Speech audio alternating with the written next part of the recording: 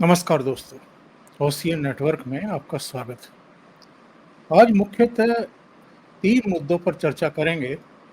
उससे समय निकला तो फिर बांग्लादेश में जो हिंदुओं के साथ हो रहा है और जो वहाँ के कार्यकारी मोहम्मद यूनुस का बयान आया है, बहुत ही शर्मनाक कि साहब भारत जानबूझ करके प्रोपेगेंडा फैला रहा है कि बांग्लादेश में अल्पसंख्यकों के ऊपर अत्याचार हो रहे, बर्बरता हो रही है। इससे ज़्यादा शर्मनाक बात कोई हो नहीं सकती है। लास्ट में बात करेंगे, लेकिन जो 3 विषय मैंने बताए हैं, पहला ये कि अमित शाह साहब कल जम्मू कश्मीर में थे। उन्होंने वहाँ पर संकल्प पत्र जारी किया है और संकल्प पत्र में उन्होंने कई घोषणाएँ की हैं। इसके अलावा वो राहुल गांधी पर जम करके बरसे हैं। मैं तो कहता हूँ कि जो संकल्प पत्र जारी किया गया है, वो एक लंबी लाइन खींच दी है भारतीय जनता पार्टी ने और चूँकि सेंटर में उसकी सरकार भी है, तो जो डबल इंजन सरकार की बात ये करते रहे अलग-अलग प्रदेशों में, पूरे देश में, वो चीज़ ये लेकर के जम्मू कश्मीर में भी आगे बढ़ रहे हैं और चूँकि नीचे जम्मू उधमपुर क्षेत्र में भी और ऊपर घाटी में भी एक माहौल चेंज हुआ है, एक मूड चेंज हुआ है। तो भारतीय जनता पार्टी का संकल्प पत्र अगर आप देखें तो विकास की दिशा में ही आगे बढ़ने का एक जज्बा, एक दृष्टि दिखाई देती है। जबकि फारूक अब्दुल्ला का की पार्टी का देख लीजिए, आप पीडीपी का देख लीजिए, उसमें पाक परस्ती और एक तरीके से जो 2019 से पहले की सिचुएशन थी, उसी तरफ वो फिर से इस प्रदेश को ले जाना चाहते हैं। तो उस पर एक प्रहार है। राहुल गांधी के कुछ बयानों को लेकर के अमित शाह काफ़ी नाराज़ रहे। उन्होंने पूछा, स्टेटहुड की बात तो आप कर रहे हो कि हम दे देंगे वापस, ताकत है क्या? शक्ति है क्या आपके हाथ में? जबकि हम पार्लियामेंट में खड़े होकर के खुद ही कह चुके हैं कि जब भी स्थिति ठीक होगी, उचित समय पर हम राज्य का दर्जा वापस जो है जम्मू कश्मीर को दे देंगे। इसके अलावा भी कुछ बातें कही हैं उन्होंने। इसके अलावा जो दूसरा मुद्दा है, वो है सुप्रीम कोर्ट के एक फैसले को लेकर के भी क्या एक सवाल पूछा गया है सेंट्रल गवर्नमेंट से कि साहब जेल में रहते हुए अरविंद केजरीवाल क्या फाइलों पर साइन कर सकते हैं? कुछ कैदियों की रिहाई का मसला था, उस पर ये सवाल पूछा गया है। लेकिन ये जो सवाल पूछा गया है, ये केवल कैदियों की समय पूर्व रिहाई की फाइल पर दस्तखत करने तक सीमित नहीं है। फिर तो अरविंद केजरीवाल वहाँ कैबिनेट भी अ, बुला सकते हैं, फिर तो वहाँ उपराज्यपाल को बुला करके अपनी मौजूदगी में मंत्रियों को शपथ भी दिला सकते हैं, कुछ लोगों को हटा भी सकते हैं, वो सारे काम कर सकते हैं। अगर एक फाइल पर सिग्नेचर करने की बात हो कैदी के रूप में, तो फिर तो बहुत सारे काम कर सकते हैं। तो हम इस पर भी चर्चा करेंगे और समय बचा तो फिर बांग्लादेश पर भी चर्चा करेंगे। मेरे साथ सीधे जुड़ रहे हैं प्रयागराज से वरिष्ठ पत्रकार अनुपम मिश्रा। अनुपम जी, बहुत स्वागत है आपका। नमस्कार। अनुपम जी, अमित शाह ने जो राहुल गांधी का गेम था, जो वो मेन मुद्दा बनाना चाह रहे थे जम्मू कश्मीर में, आपका राज्य का दर्जा भी छीन लिया गया है, आपके अधिकार भी छीन लिए गए हैं, आपका पैसा भी छीन करके बाहर के लोगों को दिया जा रहा है। यही सब स्टेटमेंट दिए हैं ना जाकर के राहुल गांधी ने। और बाहर के लोग वो किनको बता रहे हैं, ये अपने आप में आश्चर्य का विषय है। यानी जम्मू कश्मीर को वो अभी भी भारत के बाहर का ही कुछ ट्रीट करने की कोशिश कर रहे हैं। ये जो अलगाववाद की मानसिकता है, ये कहाँ ले जाकर के छोड़ेगी इनको? उन्हें कहाँ छोड़ेगी साहब, वो तो अमेरिका चले गए। दिक्कत हुई तो इतनी चले जाएंगे। सवाल ये कि हमको कहाँ पर छोड़ेगी। जहाँ जाते हैं सिर्फ अलगाववाद और सिर्फ बंटवारा और सिर्फ भड़काने की बात। पुलिस के पास भी खड़े होंगे तो उनको भड़काएंगे, रेलवे तुम्हारा ख्याल नहीं, रेलवे तुम्हारा ख्याल नहीं रखेगी। दक्षिण भारत जाएंगे तो कहेंगे उत्तर भारत वाले तुमको तुम्हारे मनपसंद खाना नहीं खाने देंगे, तुमको मनपसंद कपड़े नहीं पहनने देंगे, तुमको मनपसंद जब तुम्हारी अपनी जुबान नहीं बोलने देंगे। सवर्णों के खिलाफ भड़काएंगे ये कह के कि साहब ओबीसी और दलित की बात करेंगे। खुद ओबीसी और दलित को कभी कोई हक नहीं दिया किसी चीज़ में, अपनी राजीव गांधी फाउंडेशन, जवाहरलाल नेहरू फाउंडेशन में हक नहीं दिया, मंडल आयोग का विरोध किया। तो कौन सा आप पिछली बार दौरे पे गए थे तो लौट के कह दिया था कि कश्मीरी औरतों का अभी तो सर अब आप ठीक थी, मैं दोबारा ज्वाइन कर लूँ। हाँ, मुझे ये भी समझ आ रही थी, अभी एक दर्शक का भी आ गया है।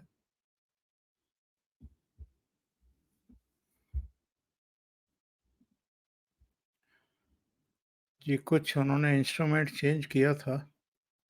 पहले आईपॉड यूज़ कर रहे थे, लेकिन इधर लीड यूज़ की है, लेकिन उसमें भी कुछ आवाज़ कम आ रही थी।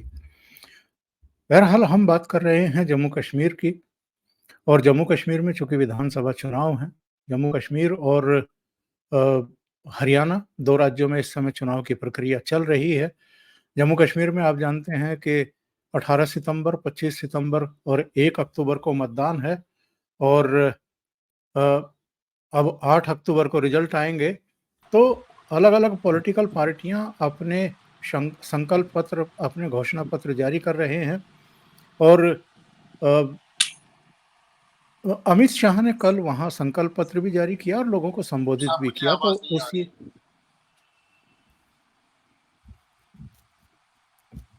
कोई आवाज़ नहीं आ रही। कुछ आपके एंड पर गड़बड़ी है, थोड़ा-सा वहाँ सेटिंग में देखिएगा।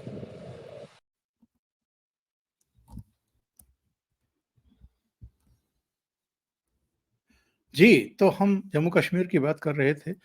तो राहुल गांधी अभी 2-3 दिन पहले गए थे, उनकी रामबन में और अनंतनाग में सभाएँ थी, और वहाँ वो बहुत कुछ ऐसा कह आए, जिसको लेकर के सवाल खड़े हो रहे हैं। जी, अनुपम जी, आवाज़ आ रही है मेरी? जी हाँ, मुझे आवाज़ आ रही है, आपको मेरी आवाज़ साफ आ रही है? जी हाँ, जी हाँ, अब कुछ साफ हो गई है, तो आप अपनी बात पूरी करिए। जी, प्लीज़। मैं कह रहा था कि राहुल गांधी जहाँ जाते हैं वहाँ लोगों को भड़काते हैं। पिछली बार जब कश्मीर दौरे पे गए थे, जब वो यात्रा कर रहे थे, तो निकल के लौट के उन्होंने कह दिया था कि भारतीय फौज के जवान कश्मीरी औरतों का बलात्कार कर रहे हैं। पुलिस पूछने गई तो मुकर गए। हमारे फौजी जवानों के पास बैठते हैं तो उनसे कहते हैं कि जो सेना के अधिकारी हैं वो आपका शोषण कर रहे हैं। बता, आप सोचिए, सीधे फौज में आप बगावत करा रहे हैं, तो तमाशे की हद है। इसका मतलब देशद्रोह में आता है। सवर्णों के खिलाफ बैकवर्डों को भड़काते रहते हैं, बैकवर्डों के खिलाफ दलितों को भड़काते रहते हैं। 24 घंटे किसी न किसी को भड़काना होता है। दक्षिण भारत में जाएंगे तो कहेंगे उत्तर भारत वालों को वोट डालना नहीं आता, क्योंकि आप हार गए। अब ये तक कहते हैं कि उत्तर भारत वालों का बस चलेगा तो आपको आपका मनपसंद खाना नहीं खाने देंगे, आपको आपके मनपसंद कपड़े नहीं पहनने देंगे, आपको आपकी जुबान नहीं बोलने देंगे। तो एक तो तमाशे की एक लिमिट हो गई है। लेकिन अब यही किया जाए, और झूठ, हर बात पे झूठ। जितनी बार कोर्ट जाते हैं माफ़ी मांग लेते हैं, वहाँ निकल के झूठ बोलने लगते हैं। तो राहुल गांधी का सही पूछे तो अब एक लोकतांत्रिक सेटअप में कोई इलाज रह नहीं गया, किसी भी तरह का कोई इलाज बचा नहीं। तो अब इसको आप एक काउंटर नैरेटिव से ही आप इसको ठीक कर सकते हैं। एक जो आपका आईटी सेल है या जो भी है, जैसा भी है, आप उसको एक काउंटर नैरेटिव बनाइए। आप उनको लगातार एक्सपोज कीजिए। हर बार जब वो झूठ बोले तो उनको कोर्ट ले जाइए। लगातार सैकड़ों मुकदमे कीजिए, और कोई तरीका नहीं बचा है, और कोई तरीका नहीं बचा है। क्योंकि हमने देखा कि कोर्ट जाके वो हमेशा भी, जैसे सुल्तानपुर में उनको कोर्ट में पेश होना पड़ा। इन जो मुकदमे हैं भाई, वैसे भी ये कानून है कि जो MP MLA के मुताबिक जो मुकदमे होंगे वो फास्ट ट्रैक कोर्ट पे चलेंगे, MP MLA कोर्ट पे चलेंगे। इनके सारे मुकदमों को MP MLA कोर्ट्स में ले जाइए। आप एक ED को जांच दे रखी है नेशनल हेराल्ड के मामले में, वो ED कुछ कर नहीं रही है। अब वो मुकदमा आपने नहीं कराया, वो मुकदमा सुब्रमण्यम स्वामी ने कराया, आप अब उसके ऊपर बैठे हुए हैं, आप उस पर कोई कार्रवाई नहीं कर रहे हैं। तो भाई अगर आप कुछ कार्रवाई नहीं करेंगे तो आप सामने वाले को पूरा एकदम आपने खुली छूट दे रखी है। तो वो एक, जिसे कहना चाहिए, एक अराजकता का नृत्य हो रहा है, इसको क्या कहा जाए। तो आपको मतलब मेरा मानना है कि साहब अन्याय करने वाले से अन्याय बर्दाश्त करने वाला भी दोषी होता है।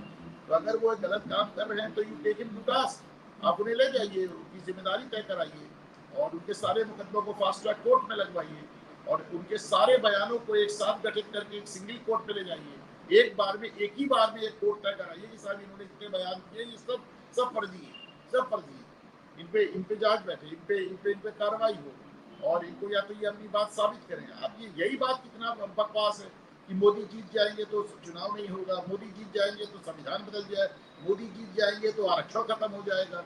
अच्छा ये बात, ये राहुल गांधी के अपने पास तो कुछ ओरिजिनल है नहीं ना, ये रास्ता उनको अरविंद केजरीवाल ने दिखाया, उनको सारे रास्ते अरविंद केजरीवाल ने दिखाया। अरविंद केजरीवाल ने कहा कि साहब मोदी आए, उन्होंने 2019 में कहा था कि अगर मोदी दोबारा जीत गया तो चुनाव नहीं होगा, आरक्षण समाप्त हो जाएगा। फिर उन्होंने 2024 से भी यही बात कही। तो हर चुनाव दर चुनाव वो एक ही बात कह रहे हैं कि मोदी जीता तो संविधान खत्म हो जाएगा, चुनाव नहीं होगा, लोकतंत्र खत्म हो जाएगा। तो ये उन्होंने उससे सीख लिया। अखिलेश तेजस्वी यादव ने कह दिया जाति जनगणना करो तो उससे ले लिया, वो रेवड़ी बांटने का आम आदमी पार्टी से ले लिया। उनके पास अपने तो कोई अकल ही नहीं है, अपनी कोई समझ भी नहीं है, वो हर एक आदमी से कुछ ना कुछ उठा लेते हैं और उसको पूरे राष्ट्रीय स्तर पर फैलाने लगते हैं। अब आप कुछ सोच के देखें कि यहाँ पे हरियाणा और कश्मीर का चुनाव होने जा रहा है, आप कश्मीर से लौट के आप सीधे अमेरिका चले गए, इंग्लैंड चले गए, अमेरिका चले गए। आरटीआई बताती है कि 4 साल में 250 ट्रिप, 4 साल में 250 ट्रिप, यानी एक साल में करीब 62-65 ट्रिप किए हैं, यानी एक महीने में 5 ट्रिप। एक महीने में 5 बार विदेश कौन जाता है साहब? और वो भी कोई एक पर्टिकुलर महीने नहीं गए, कोई एक पर्टिकुलर साल नहीं गए, 4 सालों तक पिछला हिसाब देखिए। तो आपको अगर मैं एकदम आपकी सारी फॉरेन ट्रिप्स फ्री हो जाए साहब, तो भी आप महीने में 5 बार विदेश कैसे जाएंगे? और जहाँ जाते हैं, अमेरिका जाते हैं, यूरोप जाते हैं, आने जाने में एक दिन खर्च हो जाता है साहब। हाँ, तो आप अगर महीने के 10 दिन आप केवल ट्रैवलिंग में गुजार दे रहे हैं, क्योंकि आप पार्लियामेंट अटेंडेंस नेता विपक्ष बनने के पहले उठा के देख लीजिए 15%, 20%, मैक्सिमम 30%। तो एक अच्छा बाहर भी जाते हैं तो यहाँ पे सिक्योरिटी को लेके हल्ला मचाते हैं कि साहब हमारी सिक्योरिटी कम हो रही है, हमारी जान पे खतरा है। बाहर जाते हैं सिक्योरिटी छोड़ जाते हैं, सिक्योरिटी जासूसी ना कर ले इनके ऊपर। तो राहुल गांधी पूरी तरह से, अच्छा और देखिए अडानी पे जो भी इनका हमला है वो भी आप समझिए सिर्फ एक कारण से, आज मैं आपके चैनल पे पहली बार कह रहा हूँ, अडानी पे इनका हमला सिर्फ एक कारण से है कि पूरी दुनिया में चीनी कंपनियों को अलग अलग देशों में अडानी टक्कर दे रहा है। हर जगह अडानी से चीनी कंपनियों का टकराव हो रहा है। ये अडानी को ऊपर हमला सिर्फ चीन को फायदा पहुंचाने के लिए करते हैं। चीन से आप क्या एमओयू करके बैठे हैं, आप इसको दिखाने को नहीं तैयार है। क्या कहा जाए बताएं? अनुपम जी, आप अपना माइक हटा ही दीजिए क्योंकि अभी भी वॉइस वॉइस का इशू है। मेरे विचार से आप माइक हटा करके सीधे अगर आप बोलेंगे तो शायद आवाज और क्लियर आएगी। कुछ इशू है इसमें।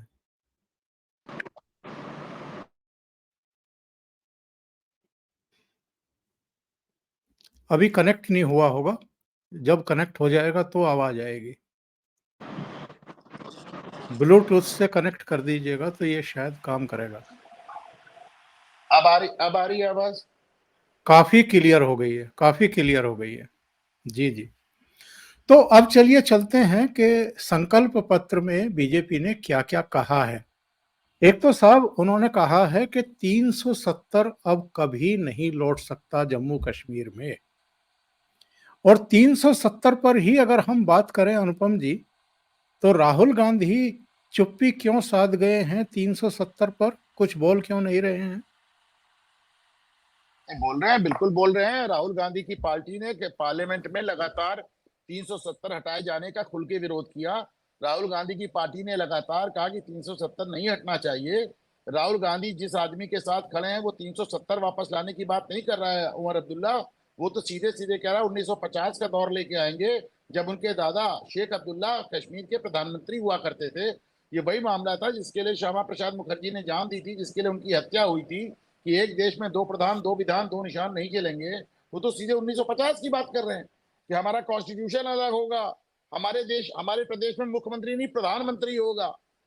वो तो बात ही अलग कर रहा है भाई, और आप उसके साथ खड़े हैं गले में हाथ डाल के। अभी फारूक अब्दुल्ला से पूछा गया कि आप ऐसी बात कर रहे हैं और राहुल गांधी का क्या, तो फारूक अब्दुल्ला ने जवाब दिया, तो कहा भाई राहुल गांधी हमारी बात से सहमत हैं, लेकिन वो इसको नहीं कह सकते क्योंकि उनको बाकी देश में भी चुनाव लड़ना है, हमें सिर्फ कश्मीर में चुनाव लड़ना है, हम खुल के कह रहे हैं, बाकी सहमत तो हमसे राहुल गांधी भी है।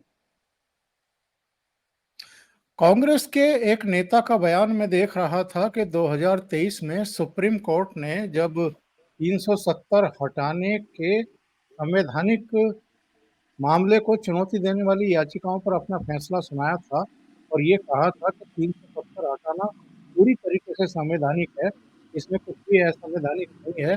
तो कांग्रेस ने अपना स्टैंड जो है बदल लिया।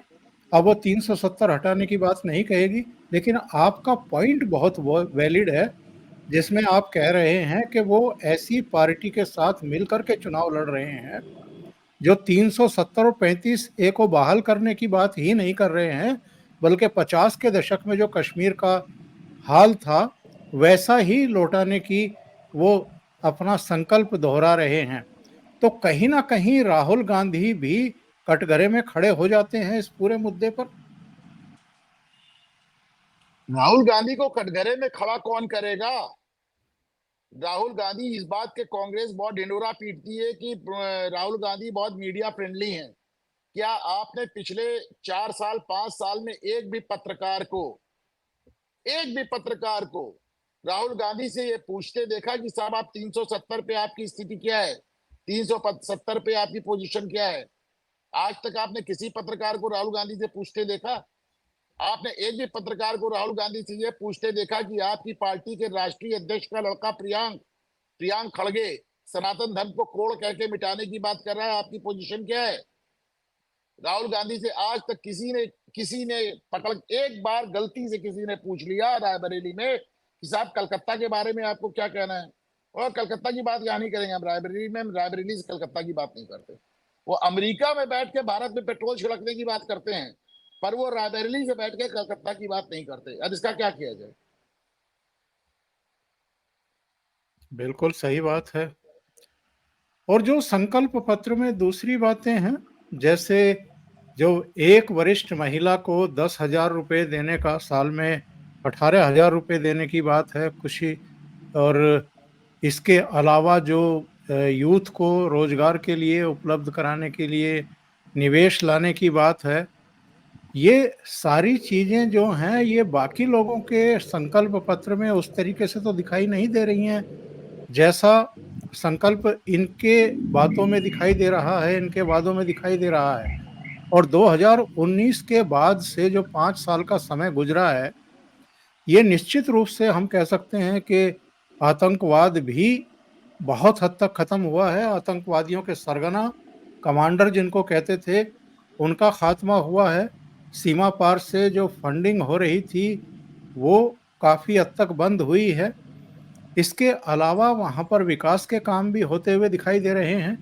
क्या भारतीय जनता पार्टी ने जो लाइन पकड़ी है, जो दृष्टि दिखाई है, अमन की, विकास की जो बात हो रही है, ये लोगों के दिमाग में बैठेगी वहां पर?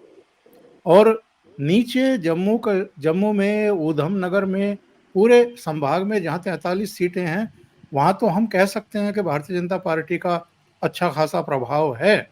लेकिन ऊपर जो 47 सीटें हैं, क्या वहां आप कोई माइंड सेट चेंज होते हुए देख रहे हैं, या उसी ढर्रे पर घाटी अपना रुख दिखाएगी इस चुनाव में भी? पहली बात तो देख ले साहब, जो संकल्प पत्र में कहा गया है, भारतीय जनता पार्टी जब रेवड़ियों का वादा करती है तो उसके बाद वो भीख नहीं मांगती नजर नहीं आती, दिवालियेपन की बात नहीं करती। उन्होंने कहा फ्री अनाज देंगे, फ्री अनाज दिया। उन्होंने कहा फ्री वैक्सीन देंगे, फ्री वैक्सीन दिया। और जो जो कहा कर दिया। उसके बाद उन्होंने ये नहीं कहा कि हमारे पास पैसे कम है।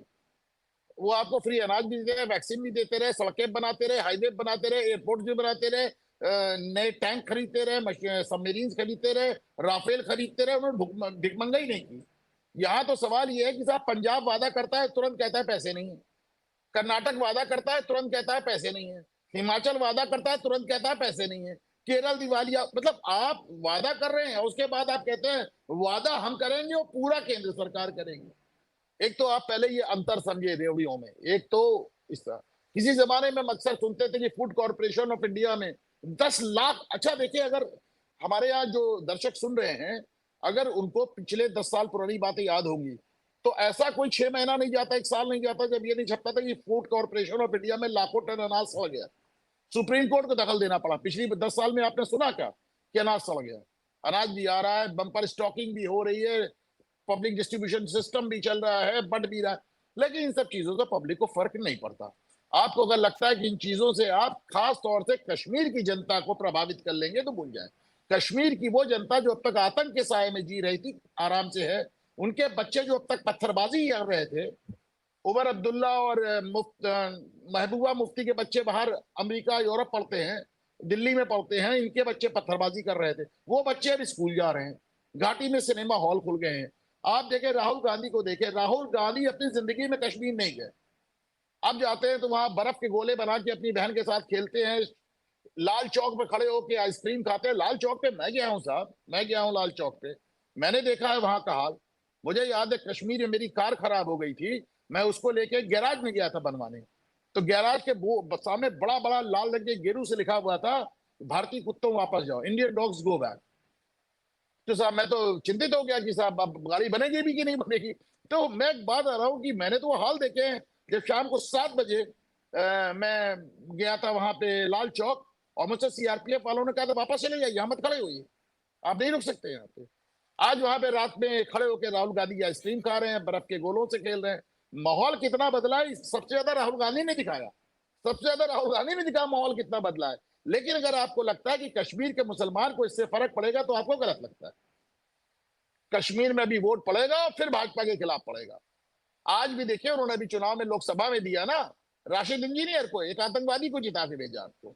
बिल्कुल। तो आपको अगर ये लगता है कि आपने कश्मीर में लोगों की जिंदगी आसान कर दी, डेवलपमेंट दे दिया, मैं जाके फारूक अब्दुल्ला कॉन्स्टिट्यूंसी में, श्रीनगर से 7 किलोमीटर दूर, पीने का पानी नहीं, स्कूल नहीं, फारूक अब्दुल्ला ने तो अपनी कॉन्स्टिट्यूंसी को एकदम जैसे एकदम भूखा नंगा बना। और एक बात और देखिए ओंकार जी, शर्म आती कि लोगों को नहीं आती, पहली बार कश्मीर में 7 सीटें शेड्यूल कास्ट को, 9 सीटें शेड्यूल ट्राइब को आवंटित हुई।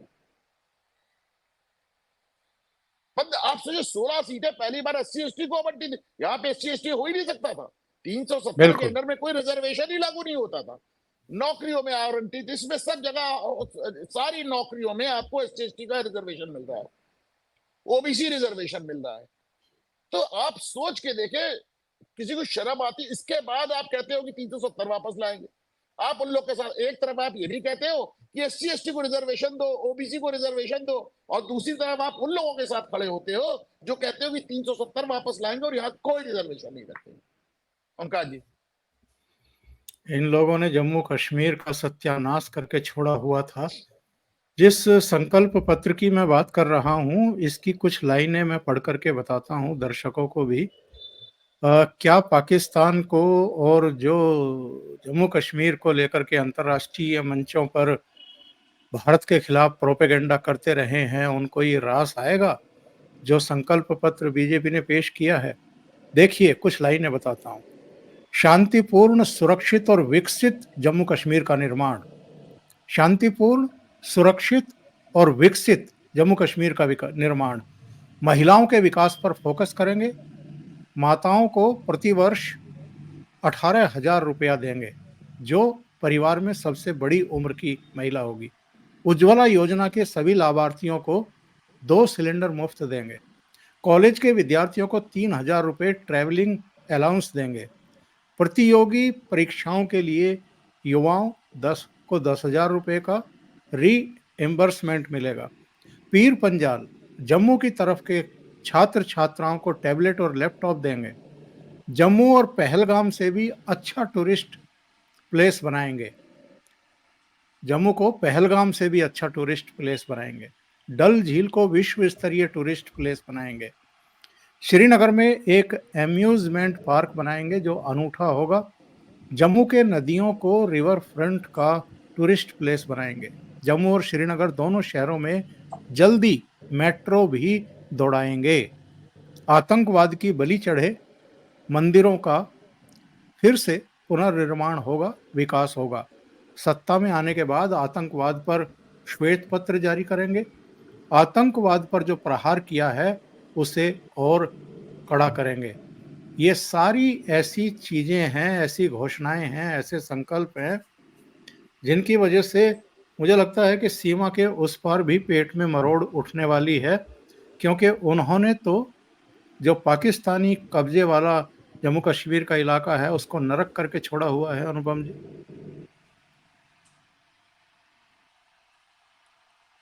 देखें साहब, बहुत साफ चुनाव हो रहा है। एक तरफ वो कहते हैं जब तक पाकिस्तान आतंकवाद नहीं रोकेगा हम उनसे बात नहीं करेंगे। दूसरी तरफ कांग्रेस है जो कह रही है पाकिस्तान से बात करिए। कांग्रेस में मणिशंकर अय्यर जाते हैं और पाकिस्तान में कह के आते हैं कि आप लोग हमारी मदद कीजिए, हम मोदी को हटा देंगे। पाकिस्तान से कैसी मदद लेना चाहते हैं? राहुल गांधी अमेरिका और यूरोप से कहते हैं आप हमारी मदद कीजिए योगी मोदी को हटाने के लिए। और फारूक अब्दुल्ला और उमर अब्दुल्ला तो सीधे सीधे कह रहे हैं हम लोकल ट्रेड शुरू कर देंगे। आप लोकल ट्रेड शुरू कर देंगे? आप क्या हिमाकत की बात है? आप बॉर्डर खोलने की बात कर रहे हैं? आप सोचें, इनके मैनिफेस्टो में है कि हम इस बॉर्डर ट्रेड शुरू कर देंगे। ये विदेश नीति है भाई, तुम्हारे हाथ में नहीं है। जैसे ममता बनर्जी किसी जमाने में कहती थी, किसी जमाने में क्या अभी कह रही थी कि अगर बांग्लादेश से लोग आएंगे और रोहिंग्या आएंगे तो हम उनका स्वागत करेंगे। ये विदेश नीति है। आपने कैसे तय कर लिया कि आप उनका स्वागत करेंगे? फारूक अब्दुल्ला, उमर अब्दुल्ला कह रहे हैं कि हम पाकिस्तान के बॉर्डर पे ट्रेड अलाउ कर देंगे, लोकल ट्रेड चल देगा, बॉर्डर खुल जाएगा। अब बॉर्डर खोलने की बात कर रहे हैं। ये क्या हिमाकत, कैसे हिम्मत है आपकी साहब? आप कैसे खोल देंगे? ये तो भारत सरकार तय करेगी, केंद्र सरकार तय करेगी बॉर्डर खुलना है नहीं खुलना है, ट्रेड होना है नहीं होना है। आप कह रहे पाकिस्तान से बातचीत नहीं करोगे तो शायद, अरे इन लोगों का कोई कोई दीन कौल ईमान नहीं है। आपको देखे ना, वो तो उमर अब्दुल्ला ने कहा कि अगर 370 नहीं लौटेगा तो मैं चुनाव नहीं लड़ूंगा। कसम खाई, कसम। और अब दो जगह से चुनाव लड़ने की बात कर रहे हैं। अब दो जगह से चुनाव लड़ने की बात कर रहे हैं, टोपी उतार के वोट मांग रहे हैं। तो सही साहब बात। ये, हाँ, तो ये केजरीवाल मॉडल एकदम पूरे देश में फैल चुका है। केजरीवाल मॉडल नंबर एक, जो कहो उसका उल्टा करो, कसम खा के झूठ बोलो, झूठे आरोप लगाओ, कोर्ट में जाके माफी मांगो, बाहर निकल के फिर झूठ बोलो। ये पांच इनका केजरीवाल मॉडल है। तो वही चारों तरफ चल रहा है सर। और केजरीवाल का नाम आपने लिया तो केजरीवाल की चर्चा कर लेते हैं। हालांकि आपने तो घूमता आईना पर कल इस पर एक शो किया था और डिटेल जानकारी दी थी, तो ओशियन नेटवर्क के दर्शकों को भी बताइए इसके बारे में। ये जो सुप्रीम कोर्ट ने सवाल पूछा है, आपको नहीं लगता कि अजीबोगरीब सवाल है? बजाय इसके कि कोर्ट सीधे सीधे कहें कि भाई आप इतने महीनों से जेल में पड़े हुए हैं, आप एक राज्य के गैर जिम्मेदार और गैर जवाबदेह मुख्यमंत्री हैं, आपने शपथ ली थी तो दिल्ली की जनता की सेवा करने के लिए ली थी। जेल में पड़े हैं तो आप जबरन मुख्यमंत्री क्यों बने हुए हैं? बल्कि कोर्ट तो कुछ और ही पूछ रहा है कि साहब वो जेल में रहते हुए फाइल पर सिग्नेचर कर सकते हैं, नहीं कर सकते हैं, कोई ऐसा नियम है क्या? पहली बात है, सेवा एवा वाली बात सर कहाँ से आ गई? वो तो विधानसभा में चीख के कहते हैं हम दिल्ली के मालिक हैं, दिल्ली के मालिक हम हैं। वो तो सीधे अपने को दिल्ली का मालिक बता रहे हैं। अभी योगी का एक इंटरव्यू मैं देख रहा था, वो कह रहे थे कि साहब मुझे लगता है कि मैं यहाँ का, मुझे संरक्षक आप समझ लें प्रदेश का। मैं प्रदेश में, मुझे इसकी इसकी सुरक्षा मुझे देखनी है। मोदी कहते हैं कि हम सेवक हैं, प्रधान सेवक हैं। वो कहते हैं हम दिल्ली के मालिक, एकदम डंके की चोट पे, और चिल्ला चिल्ला के कहते हैं। तो मालिक आलिक वाली बात समझ। देखिए खरा केस क्या है कि सब अलग अलग आधार पे, अच्छे अच्छे अच्छे व्यवहार पे और तमाम चीजों को देखते हुए कैदियों की सजा बची खुची माफ होती है। तो उसमें कैदी अप्लाई करता है, तो वो जो एप्लीकेशन होती है कभी कभी सालों पड़ी रहती है। तो सुप्रीम कोर्ट ने इसमें ये कहा, पहले कहा 2 महीने, फिर कहा 3 महीने में आप कैदियों की एप्लीकेशन तय कर दें कि आप उनको सजा माफी करने जा रहे हैं या नहीं करने जा रहे हैं। आम आदमी पार्टी ने एक गेम खेला। उन्होंने क्या किया साहब, एक कैदी से सुप्रीम कोर्ट में सीधे एप्लीकेशन डलवा दी।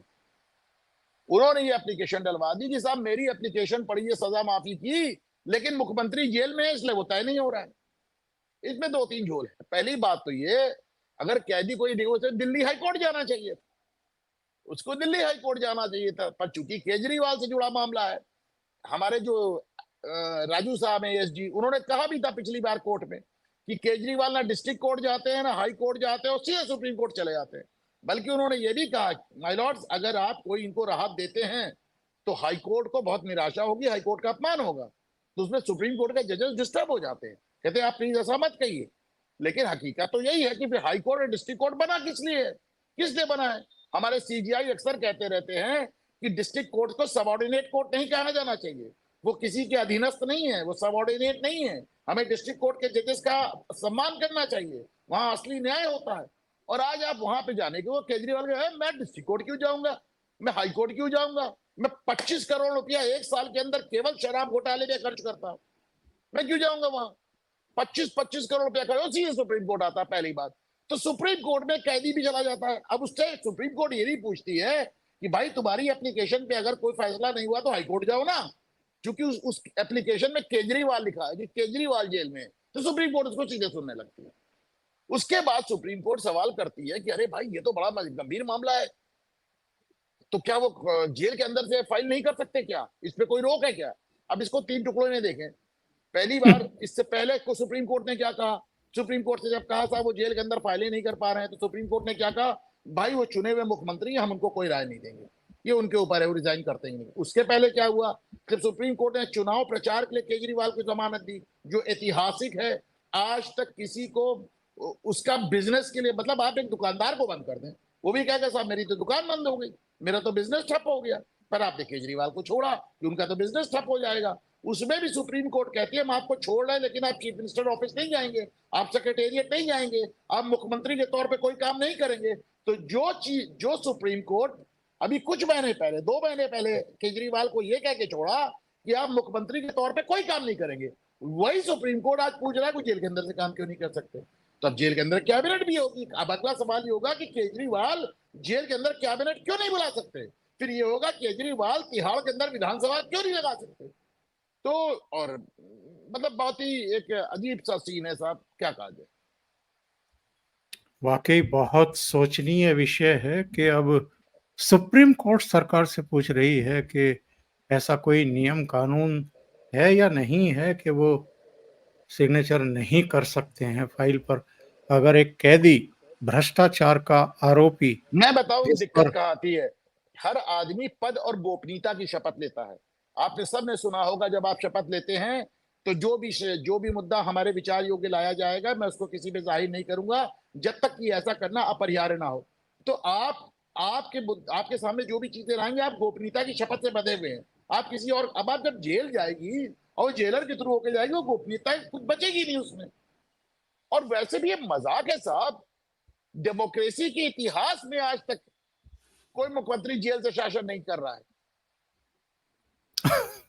पूरी दुनिया में नहीं किया होगा, पूरी दुनिया में नहीं किया होगा। मैं तो कह रहा हूं कि और लोकतंत्र के इतिहास में नहीं हुआ है।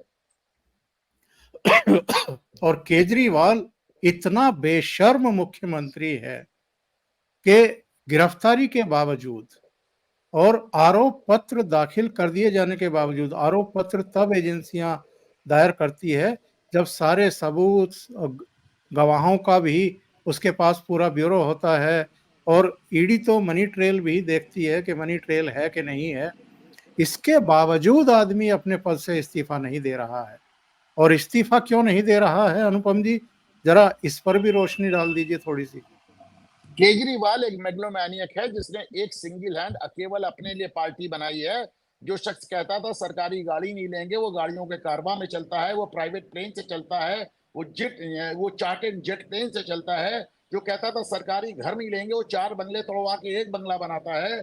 जो आदमी, मतलब आप सोचे, वो अपने घर में लाखों रुपए का कॉन्ट्रैक्ट अपने बच्चे को ही दे देता है। वो बेईमान भी हैं और वो बेशर्म भी हैं।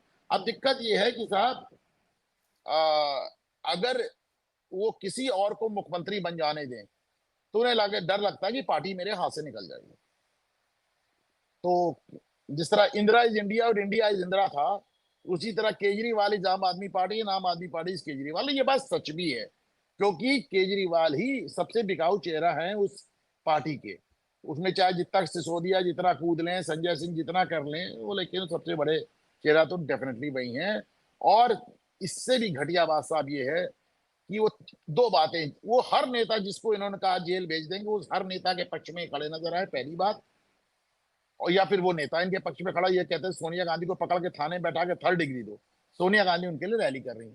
दूसरी बात, ये लालू और राबड़ी का मजाक बनाने थे, इन्होंने सुनीता केजरीवाल को एकदम राबड़ी देवी की तरह अपनी जगह बैठा रखा है। बिल्कुल सही बात है। और अगर रिजाइन देंगे, कोई और मुख्यमंत्री बनेगा तो शीश महल भी जाएगा, बच्चे भी किसी दूसरे घर में शिफ्ट होंगे। और जो वकीलों की फीस भरी जा रही है करोड़ों करोड़ों में, फिर वो दूसरा मुख्यमंत्री उसकी स्वीकृति देगा कि नहीं देगा, ये भी सवाल खड़े होंगे। पार्टी तो टूटेगी ही। अनुपम जी, चलते चलते जरा बांग्लादेश पर और चर्चा कर लेते हैं। एक खबर मैंने देखी है आज, चिटगांव में दुर्गा पंडालों पर अटैक हुए हैं। और हिंदुओं पर अटैक तो वहां लगातार हो रहे हैं, बर्बरता की जा रही है। जो हिंदू पुरुष महिलाएं उच्च पदों पर हैं, उनसे जबरन रेजिग्नेशन लिए जा रहे हैं। और वहां के कार्यकारी मोहम्मद यूनुस का एक बयान भी मैं देख रहा था, जिसमें वो कह रहे थे कि भारत से यहाँ अल्पसंख्यकों पर अत्याचारों को लेकर के, हमलों को लेकर के प्रोपेगेंडा किया जा रहा है और अतिशयपूर्ण रिपोर्टिंग की जा रही है। क्या कहेंगे साहब? हाँ, वो एकदम एकदम पहली बात आप जान लें कि मोहम्मद यूनुस खुद एक इस्लामी आतंकवादी नजर आ रहे हैं इस समय। मतलब जिस तरह पुलिस की मतलब पुलिस थाने में और फौज की, इन बांग्लादेशी आर्मी की मौजूदगी में 17-17, 18-18 साल के बच्चों को मारा जा रहा है। और ये बेशर्म आदमी कह रहा है कि बनावटी बात है, ये कह रहा है शेख हसीना कुछ बोले ना, लंबी चौड़ी बात है, ये एकदम बेशर्मी की। लेकिन सुने साहब, वो ऐसा कर क्यों रहे हैं? वो इसलिए ऐसा कर रहे हैं, आज से 4-5 साल पहले, 3-4 साल पहले, वो जॉर्ज फ्लॉयड, एक ब्लैक मैन की, एक एक अश्वेत आदमी की मर्डर भी नहीं कहता, क्योंकि पुलिस उसे गिरफ्तार कर रही थी, उसका एक हिस्ट्री शीट थी, वो भागने की कोशिश कर रहा था, तो पुलिस वाले ने उसके कंधे पे घुटना रखा उसको रोकने के लिए, उसकी मृत्यु हो गई। उस जॉर्ज फ्लॉयड के लिए हमारी इंडियन क्रिकेट टीम, जिसे टेकिंग द नी कहते हैं, ये देखिए, एक घुटने पे बैठी, एक घुटने पर बैठी, ठीक है। आज यही Indian cricket team Bangladesh team को भारत ने बुला के उनसे क्रिकेट खेलने जा रही है। यही भारतीय सेना, ये भारतीय टीम, बेशर्मी की आप लिमिट देखें। बांग्लादेश आपका नरसंहार कर रहा है, पहली बात, और आप बांग्लादेश की टीम को इंडिया बुला के उनके साथ क्रिकेट खेलने जा रहे हैं। ये क्या घुटने टेकेंगे हिंदुओं के लिए? तमाम लोग कह रहे थे कि साहब इन्होंने जॉर्ज फ्लॉयड के लिए ऐसा किया, ये इंडिया हिंदुओं के लिए भी करेंगे। ये तो खेलने जा रहे हैं उनके साथ क्रिकेट, पहली बात। दूसरी बात, पिछले 20 साल में गाजा में इतने मुसलमान नहीं मरे हैं जितने बांग्लादेश में हिंदू मरे। गाजा के लिए इरफान पठान भी ट्वीट कर रहे हैं, वो इंडियन अभी जो एक बॉलर है हमारे यहाँ, मुस्लिम बॉलर है, उसका नाम मैं भूल गया, जो वो भी ट्वीट कर रहा है, तो यूसुफ पठान भी कर रहे हैं, सारे मुस्लिम प्लेयर कर रहे हैं। प्रियंका एक भी गांधी भारत, वाड्रा 2-2 3-3 कर चुकी। वो तो पॉलिटिशियन है। हमारे सारे खिलाड़ी गाजा के लिए जितने मुस्लिम खिलाड़ी हैं, वो सब ट्वीट कर रहे हैं। आपने एक भी हिंदू क्रिकेटर को या हिंदू खिलाड़ियों को क्या बांग्लादेश के हिंदुओं के लिए कोई ट्वीट करते देखा? बताएं।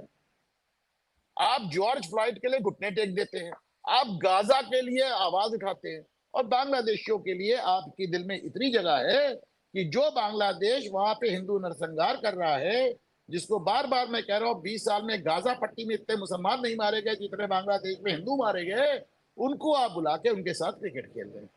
तो साहब, जब हमारी हरकत ऐसी है, जब हिंदुस्तान के हिंदुओं की हरकत ऐसी है, तो उनको भी मालूम है, उन्हें भी मालूम है। अच्छा, आपको मालूम है जब वो टीम खेलने आएगी तो बांग्लादेश क्रिकेट टीम इसमें अरबों रुपए कमाएगी, अरबों रुपए, अरबों रुपए। तो साहब, हम तो उनको फाइनेंस कर रहे हैं, हम तो उन्हें फाइनेंस कर रहे हैं इस हिंदू नरसंहार के लिए।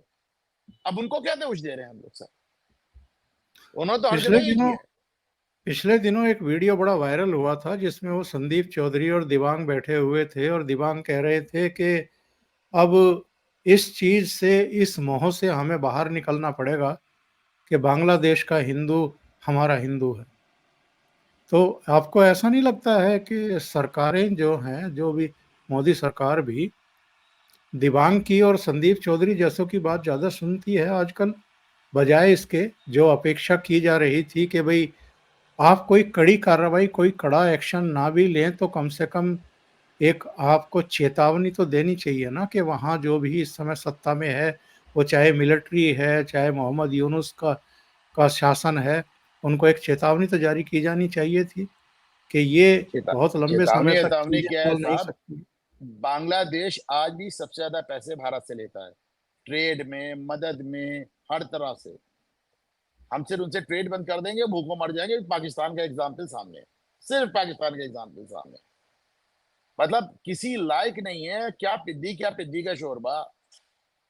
गजवाए हिंद की बात करते हैं, एक डैम खुल गया गलती से, 3/4 बांग्लादेश डूब गया, और गजवाए हिंद कर रहे थे, टैंक का फोटो लगा रहे थे। मैंने लिखा तो है कि ये सारे टैंक पनडुब्बी बन गए, एक डैम खुल गया, सारे टैंक पनडुब्बी बन गए। लेकिन एक बात समझ लें साहब कि थोड़ा सख्ती से तो पेश आना पड़ेगा, देश के अंदर भी और देश के बाहर भी। और जब इतिहास लिखा जाएगा तो इस बात को अलग से मेंशन किया जाएगा कि कैसे एक शख्स जिसको देश और दुनिया तानाशाह कहती रही, और तानाशाही तो दूर की बात है, वो भी नहीं कर पाया जो राजधर्म था। इसी नोट पर ख़त्म करते हैं इस अंक को। बहुत बहुत धन्यवाद अनुपम जी जुड़ने के लिए और कई मुद्दों पर चर्चा करने के लिए। Thank you so much. नमस्कार। नमस्कार।